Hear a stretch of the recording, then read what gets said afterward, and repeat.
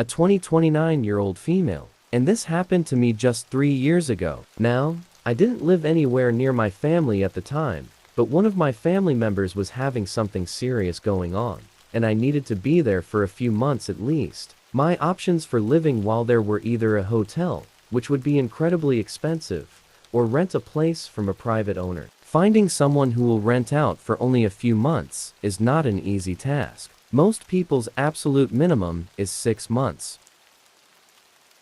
I spent multiple full days looking online and basically had no luck until I got to Craigslist. I knew there was a renting section on the site, but I was trying to avoid it unless it was necessary. Fairly quickly, though, I found a place not too far from where I needed to be. It was a very small house, which hopefully meant cheaper, and they didn't specify a minimum lease period. There was a phone number on the page, so I called it. An older-sounding woman picked up. She talked very slow, but we had a conversation about the property and pricing, and she was kind enough to let me only do a 4-month lease. Fast forward to a few weeks later, I arrived at the property. Again, it was somewhat close to where I needed to be, but it was also very far out of the way from the main city and kind of tucked away in the woods. As previously discussed, the woman didn't meet me there, but instead left a key and some papers taped to the door. I went inside and took a look around. It was very old and kind of cramped. I did a bit of unpacking, then rested after the long drive, not doing much else other than watching TV. Around 7, though, there was a knock at the door. I got up and checked my phone, not seeing any text from the lady saying she was coming over. I walked up and looked out the peephole. There was a man standing a few feet away from the front of the porch. I opened it. "Hi, how can I help you?" He kept a serious face as he explained that he was here for the fireplace cleaning. I looked over at his van that was parked in the driveway behind my car, then back at him. "It's a little late, isn't it? Almost 7:30. He shrugged and said, "That's what it was scheduled for." I told him to wait a minute, closing the door and walking back to the living room. I texted the lady and tried calling as well, but couldn't get a hold of her. I then went over to the fireplace, and it wasn't all that dirty. I didn't really know what to think, because it wasn't my house. Maybe it was just a cleaning service that the lady had scheduled as part of prepping the house for me. This might sound odd, but fireplace cleaning was almost such a random service that I thought the man likely wasn't lying. Like if he said he was a plumber or something generic, I probably would have been more skeptical. I went back, and when I opened the door, the man was now standing right on the porch, just a couple of feet from me. It almost scared me, not expecting him to be so close all of a sudden. Before I could say anything, he said he was trying to get out on time tonight and needed to start now, then stepped closer and put his hand on the door, gently pushing it a bit more open. Now, it was getting uncomfortable and rethinking everything. "Yeah, just give me 1 more minute, and I'll let you in," I said, trying to close the door. But the man left his hand on it and kept it open, knowing I couldn't close it if he wasn't going to let me. I had no choice anymore but to let him in. I walked him over to the fireplace as he followed me close behind. He went up and looked at it for only a second, and right as he turned around, I took my keys from the counter and ran out to my car. The man's heavy footsteps shook through the house as I got out and into my car. He ran up to the window just as I turned it on, with his van right behind me. I had to turn off the driveway and into the woods, dodging trees as I quickly made my way back to the pavement and eventually onto the road. I called the police while driving, too scared to stop. When officers arrived, he and his van were gone, having left the front door wide open. It plainly showed that he was not supposed to be there. Of what the police and I know, the man probably knew that this house was being rented out, and that whoever the new resident was, they wouldn't know if he was actually scheduled to clean the fireplace or not, so he might be let in. From there, it's anyone's guess as to what he planned on doing.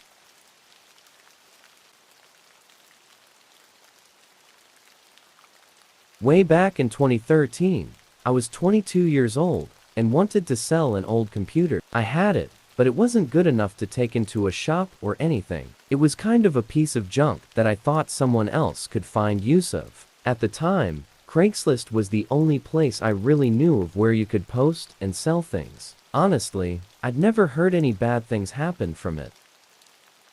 It seemed like an easy access site that people nearby could get discounts from. I trusted the area I lived in as well, so I really had no second thoughts when I listed the PC on the site.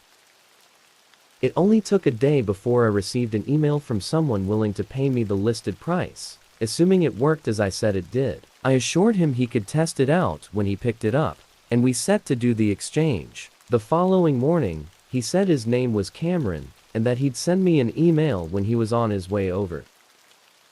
On the next day, I got up early and waited until 11 o'clock a.m. when he was supposed to show up. I was expecting his email to say he was coming, but he never sent anything. At 11:15, with still no email or signs of him coming, I decided to just open up the blinds and watch TV while keeping an eye outside, in case he did show up. There was nothing until about 11:45.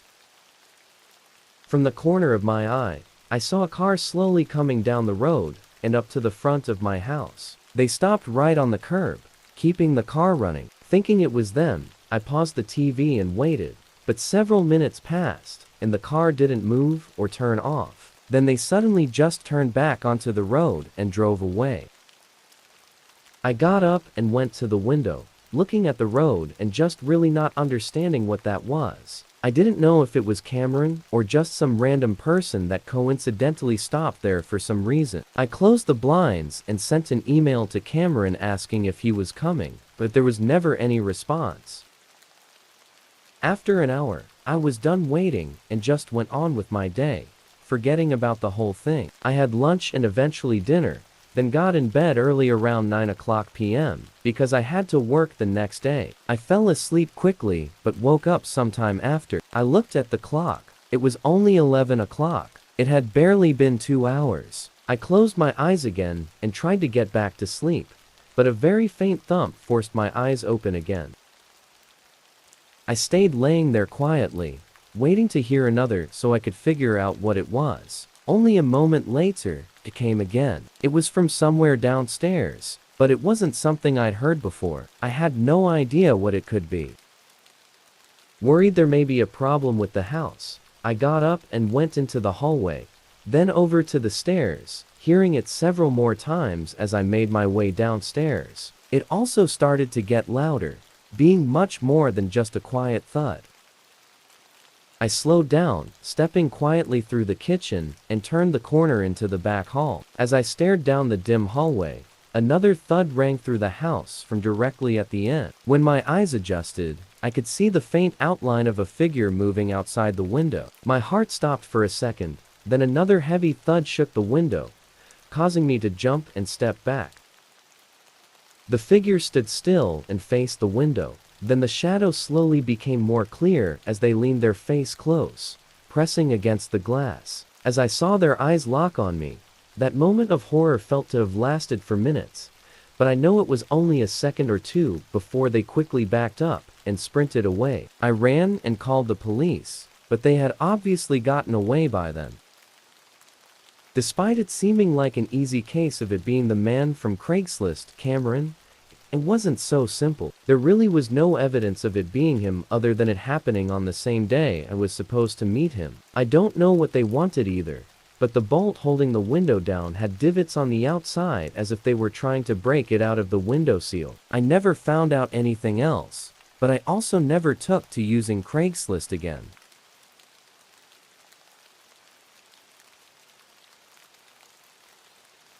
A couple of years ago, I moved out of my dorm room and into an apartment. Of the few pieces of furniture that we had in the dorm, none of it was mine, so I was basically in need of everything. I had more money than I did before and was planning to save for a few more months before making a bunch of purchases on things for the apartment. But there were still a few things that I did need right away. One of these was a bed frame, but they were all really expensive. After buying a new mattress, I was really not trying to drop a whole stack of cash on a frame. I pulled up a few used furniture sites, but landed on Craigslist as it had the most postings. A lot of them were really cheap or even free, but they all looked horrible. Then I came across one that wasn't too bad. It was just a plain old wooden bed frame that didn't look to beat up. I sent a quick email asking if it was still available, then went on with my search. A minute later I got a reply. The man said it was still available for $35. That was a perfect deal for me, so I quickly accepted his offer, and we set up a time to meet later that day at 6. While I waited, I unboxed some things and moved a bunch of stuff around in the bedroom to make some space for the frame. Then at 5:30, the man emailed me his address. It was 20 minutes away in an area that I hadn't been to yet, though I wasn't exactly familiar with anywhere to well since I just moved. I grabbed some cash and headed out. As I drove, I looked around frequently to try to get myself familiar with what was around, but about halfway there, everything sort of dropped off. The town I was in very quickly ended, and the area became a lot less populated with buildings and houses. It was not what I expected. As I got to the neighborhood his house was in, I felt a little bit better seeing that the houses weren't too far apart, and it did look mostly normal. However, they were definitely not nice-looking houses. I pulled up to the address and parked in the driveway. The lights were on, and the front door was left open. I got out and walked up, ringing the doorbell. The man came a moment later. He was tall and heavy, wearing a hat and jacket. As he invited me inside, he didn't really look strange in any way, but something about him made me feel strange. It was just the way he talked, I guess. Kind of like we'd been buddies for years. I followed him upstairs and down the hallway that led to a small spare bedroom. We stepped into the room, and I was immediately confused. The room looked occupied with the dresser, nightstands, and even clothes laying around. Even the bed frame had a mattress on it with sheets and blankets. I clarified with him that I was only wanting to buy the bed frame, and not the mattress or anything else. He said, "Of course." I looked back over at the bed frame, seeing it looked like it was fine enough. So, I said I'd buy it. He smiled and offered to help me drag it out to my truck, but said he'd want a drink before we get to it. The man walked back into the hallway, and came back surprisingly fast with 2 glasses of beer that he must have been keeping in the next room over. He held one out to me, but I politely declined. He looked confused and said it'd be fun, acting like we might as well hang out since we're here. I told him I was really busy tonight and really just wanted to buy the bed frame and head out, but he was getting really pushy. His smile became noticeably less genuine as he urged me to have a drink with him. I quickly stepped past him and into the hallway just to not be cornered in the small room. I told him I was just going to leave. I turned to walk out, and he immediately changed his attitude to being overly nice, apologizing and asking if I wanted to take the bed frame for free. I ignored him, walking faster down the stairs as I heard the man coming after me down the hallway. I was able to leave before he ever caught up, and only saw him standing at the front door as I pulled away. Maybe he was just some lonely guy living out there that wanted a buddy to hang out with, but it was all just a little too strange. I mean, the bed and room were clearly in use by someone. When I got home that night, I checked the posting again, but it was gone from my memory. Though I knew the frame was shown by itself with no mattress or anything. And come to think of it, it's even stranger that it wasn't like that when I got there, considering his intent was to sell it. But whatever that man was up to, I didn't like it.